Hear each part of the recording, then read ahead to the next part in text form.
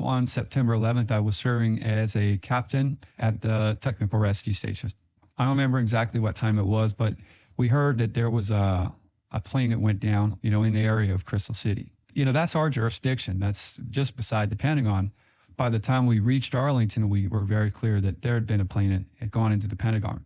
We're thinking if this was intentional, what else could be going on? We got our stuff, took a fire truck over to Station 1, and when we rolled up, there was already several armed guards covering that fire station. Shortly after, they deployed my group into the Pentagon.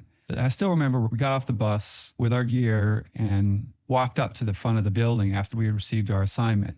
It was just unbelievable. And my thought was this just feels so evil. Somebody has done this, and they did it with a loaded plane. I was like, you gotta be kidding me. It was just, overwhelming. Our job was to find survivors. And it was obvious on the first floor, once we got all the way to where the plane had hit, that there weren't any survivors in that general area. It was really remarkable because you'd be on the second floor and you'd find a room that was absolutely pristine, more on the third floor than the second, but a room that hadn't been touched. It's surrounded by complete destruction. The ductwork down on the floors, the file cabinets completely ripped apart, and then one room where there's not even but a light layer of smoke on the wall, flags hanging and magazines sitting on the desk. I guess it was how the gas vented through the buildings under pressure and then blew certain areas up and preserved others. So, you just knew, I think we knew intuitively that within the first half hour that we weren't going to find anybody alive. But, you want to be as diligent as you can and just keep searching. I didn't leave the scene until about 12:30 that night. The first couple days, we might only shore a couple to 3 columns a shift because debris had to all be processed. We had a pile of debris that was airplane parts.